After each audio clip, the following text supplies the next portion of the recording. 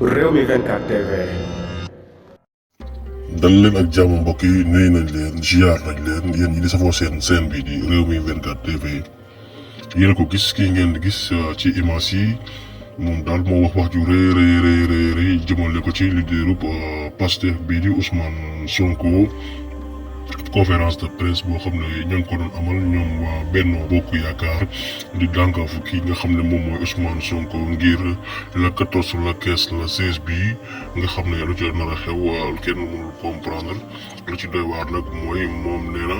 dinañu taal kër Ousmane Sonko publiquement la ko waxee ñëpp di ko dégg dinañu taal kër Ousmane Sonko noonu la ko waxee dinañu taal kër Ousmane Sonko borom micro bii ngeen di gis ak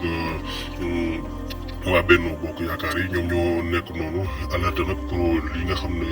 wax nañ ko yéen patriotes yi soyez vigilants bay boo kenn pare te xam ne nu ñu ko waxee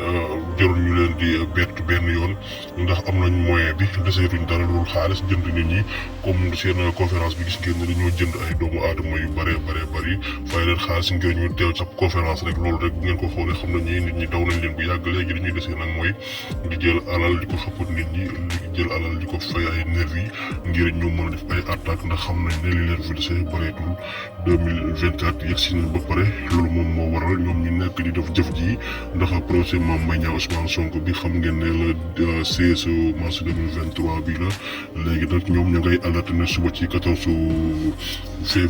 mars bi nga xam ne Ousmane Sonko ak waa Yewwi Askan Wi nar nañu def seen meeting bu am solo gis ngeen dànkaafu yooyu nga xam ne ñoom waa militant yi di waa Benno Bokk Yaakaar ñoo ngi koy def jël ay menaces di ko teg ci ndodd kii di leader Pastef di Ousmane Sonko kon boog gars yi yéen ko gisoon noonu.